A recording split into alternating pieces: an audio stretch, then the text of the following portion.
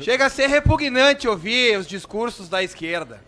Se dizem tanto defensores da moral, da democracia. Lá na minha cidade existe uma cidadã, presidente, mãe de 2 filhos pequenos, que ficou 60 dias presa aqui em Brasília. Foi humilhada. Não há uma única acusação na peça acusatória dela. Ela foi presa na grama. Não fez absolutamente nada. 60 dias presa sem crime nenhum. E a gente vê eles defendendo e passando pano pro ministro taradão dos direitos humanos ou pra nova ministra que tem uma ficha corrida de 4 páginas que eu acabei de mostrar ali no plenário da Câmara. Nossa, eles fazem de tudo para defender os inocentes do 8 de janeiro, né, pessoal? Até colocam assuntos sem nexos para serem discutidos ao mesmo tempo. Deputada Júlia. Presidente, e só gostaria de fazer aqui uma menção que é canalice chamar o que aconteceu no dia 8 de janeiro de terrorismo. É uma vergonha. Essas sim são as pessoas contra o Estado Democrático de Direito e que querem fuzilar os seus inimigos no paredão.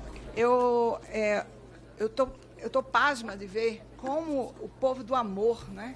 Do amor vencer. É tanto amor que o ministro Silvio aí deu amor demais, né? É incrível, é incrível. Eu não sei.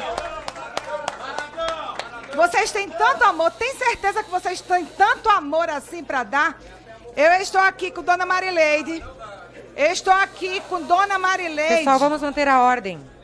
Eu estou aqui com Dona Marileide, esposa do seu Jorginho, de 63 anos, que está com depressão e tentou suicídio após o seu amigo, que está aqui, a filha dele, após o seu amigo Clezão falecer por conta de um governo, de uma injustiça absurda. A impressão que nós temos é que ou as pessoas que hoje são objeto são acolhidos por esse projeto de lei que dá anistia, ou eles aparecem como verdadeiros santos, ou aparecem, Chico, como verdadeiros demônios. É uma ideia absolutamente maniqueísta. A ideia de Deus e do diabo. E nós chegamos aqui num ponto que é importante ressaltarmos. Não é uma coisa e nem a outra. Senhora Presidente, eu tive a oportunidade de presidir a CPMI que tratou e investigou os atos acontecidos no dia 8 de janeiro. Eu quero dizer, logo de chofre, de que a minha conclusão, a partir de todo o debate que aconteceu naquela comissão parlamentar mista de inquérito, é que não houve uma tentativa de golpe de Estado. Essa é a minha conclusão. Tanto que, na condição de presidente, eu não votei no relatório. Preferi me abster, porque não concordei com o relatório que foi apresentado ao final. De fato, eu creio que não aconteceu um golpe de Estado, uma tentativa de golpe de Estado. Os deputados da direita, que hoje postulam aqui a aprovação desse projeto e que estiveram na CPMI, sabem perfeitamente o quanto eu me esforcei para que aquele assunto fosse tratado e nós pudéssemos avançar nas investigações com um senso de justiça. Para se ter ideia, logo na primeira votação naquela CPMI, existiam cerca de 200 requerimentos para serem aprovados e o governo, que detinha ampla maioria, rejeitou todos os requerimentos da oposição e apoiou e aprovou todos os requerimentos do governo. Eu, na condição de presidente, quando acabou a sessão, me dirigi à imprensa, disse que me sentia constrangido com aquele comportamento, porque se o propósito da CPMI era investigar, não havia como aprovarmos apenas os requerimentos dos deputados e senadores do governo. E disse que a partir daquele momento só faríamos votação deliberativa para aprovar requerimentos se houvesse um prévio acordo em que fossem contemplados requerimentos do governo e da oposição. Todos os deputados que estiveram na CPMI sabem disso, todos aqueles que acompanharam a CPMI sabem disso. Está aqui um nobre deputado que acompanhou de maneira brilhante a CPMI, reafirmando esse testemunho.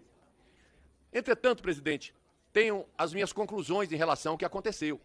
Nós tivemos no Brasil, em determinado momento, uma sequência de discursos e falas de figuras políticas da maior importância contra a democracia, de maneira absolutamente imprópria, de questionamento do projeto do processo eleitoral. Ora, meu Deus, eu fico a me perguntar, o presidente Jair Bolsonaro, em quem eu votei, faço questão de frisar, em quem eu votei quando ele foi derrotado na sua reeleição. Se o presidente Jair Bolsonaro ganhou a eleição em 2018, com esse processo eleitoral que está aí, com as urnas que estão aí, Se ele se elegeu, como é que depois de eleito o presidente Jair Bolsonaro passa a dizer que aquele sistema que o elegeu é um sistema corrupto? Não tem sentido. Mas havia um discurso permanente para desacreditar o processo eleitoral e a democracia brasileira. Pois bem, isso aconteceu antes e durante o pleito eleitoral. Na hora que a eleição ocorreu e que fomos derrotados, eu digo fomos porque eu votei no Bolsonaro, na hora que fomos derrotados, para mim pelo menos, já não existe mais quem deveria ganhar ou quem deveria perder. O presidente Lula é meu presidente, ponto, acabou. Não tenho mais que discutir esse assunto, tenho que trabalhar e, como eu juramento como deputado, defender a Constituição, que ele tem que assumir e governar o Brasil. Ponto, é assim que funciona a democracia. Entretanto, permaneceu no Brasil o discurso do golpe, das tentativas para que a ordem democrática fosse interrompida. E pessoas incautas, pessoas que não tinham a noção exata do que isso significava, começaram a participar de acampamentos em frente de quartéis, pedindo a intervenção militar, pedindo o fim da democracia. E, obviamente, que qualquer um que acredita na democracia não pode compactuar com isso. Não pode. Em determinado momento, alguém bateu na porta do Exército e pediu ao Exército que intervisse contra a democracia. Graças à posição firme das Forças Armadas brasileiras, nós hoje vivemos um sistema democrático. Porque foi o Exército que disse não, que não aceitou participar de uma alternativa golpista e que salvaguardou, de fato, protegeu a Constituição e a democracia brasileira. Pois bem, o presidente Bolsonaro, antes de terminar o seu mandato, sai do país, vai para os Estados Unidos. E as pessoas continuam na porta dos quartéis. Vem, então, o dia 31, dia 1º de janeiro, o presidente Lula toma posse. E o que existia entre aquelas pessoas, depois de tentativa de atentados à bomba no aeroporto de Brasília e outras coisas mais, o que existia ali era um sentimento de revolta daquela gente. Sentimento de revolta por não ter tido golpe, sentimento de revolta pelo Lula ter assumido a presidência da República. E eis que esse sentimento fermentado eclode em uma grande manifestação violenta, absurda, criminosa, no dia 8 de janeiro. Agora, por quanto aquela baderna que aconteceu aqui nas praças dos Três Poderes seja reprovável em todos os aspectos, por ser violenta, por ser antidemocrática, por não ter nenhuma civilidade, por quanto tudo isso possa ter dito que foi um ato criminoso, que depredou o patrimônio público, por quanto se possa dizer tudo isso, também é certo dizer que aquilo não foi uma tentativa de golpe de Estado, simplesmente porque aquelas pessoas não tinham nenhuma condição, nenhuma força capaz de derrubar o governo e impor um novo governo comandado por eles, como aconteceu no Brasil em 1964. Então não foi uma tentativa de golpe de Estado. Agora, dizer que eram terroristas, não eram. Mas também dizer que eram santos, não eram. Não eram. Uma pessoa que invade o Congresso Nacional, o Palácio do Planalto, o Supremo Tribunal Federal, depreda, agride, atira, se bate contra os policiais, causa danos físicos nos policiais. Dizer que uma pessoa dessa é um santo, não é. Não é. Então, obviamente, que esse tema é um tema extremamente complexo, que merece a nossa reflexão, porque há, de fato, um clamor, não há dúvida, de muitos que pedem a anistia dessas pessoas. Eu não diria que essas pessoas deixaram de cometer crimes, cometeram crime com certeza. O que se discute, entretanto, é a questão da ponderação entre o crime e a pena. Eu concordo com aqueles que apontam as penas que foram aferidas como desproporcionais aos crimes que foram cometidos. A pena é desproporcional, mas o crime aconteceu. Então, o que se discute, ao meu ver, não é se houve ou deixou de haver crime. Crime houve. Tentativa de golpe não existiu. Mas as penas também alcançaram uma força, uma punição que de fato é desproporcional. E esse debate, senhora presidente, está agora vindo à tona durante esse projeto de lei aqui apresentado. Nós, do União Brasil, temos deputados que querem votar a favor, outros que querem votar contra, mas uma coisa é certa: esse momento não é apropriado para esse debate. Esse momento não é correto para esse debate. Nós sabemos que, essa é a última sessão antes da eleição, se votarmos isso no dia 8 de outubro, na primeira terça-feira depois da eleição, já passou a eleição, o clima é outro.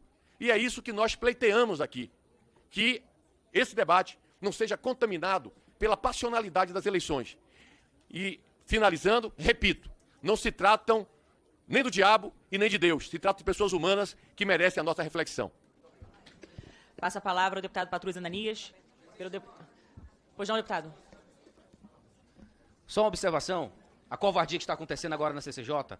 União Brasil acaba de trocar os seus membros em plena votação. Sai da CCJ Kim Kataguiri, Alfredo Gaspar, Coronel Assis e Mendonça Filho. Isso é uma extrema covardia com os presos injustiçados do 8 de janeiro. Que fique registrado. Presidente. Estão reavendo, na verdade, os membros. Houve um equívoco e está sendo corrigido. Presidente, não, rapidamente, presidente, assim, sem polemizar, mas só para informar que vários partidos trocaram seus representantes. É verdade. Previamente a reunião deliberativa, deputado. Deputado Patrus Ananias, pelo tempo de liderança do PT. Presidente, senhora presidente, eu quero pedir ao meu querido colega, com quem eu sempre tive aqui uma relação fraterna de amizade, que acabou de mencionar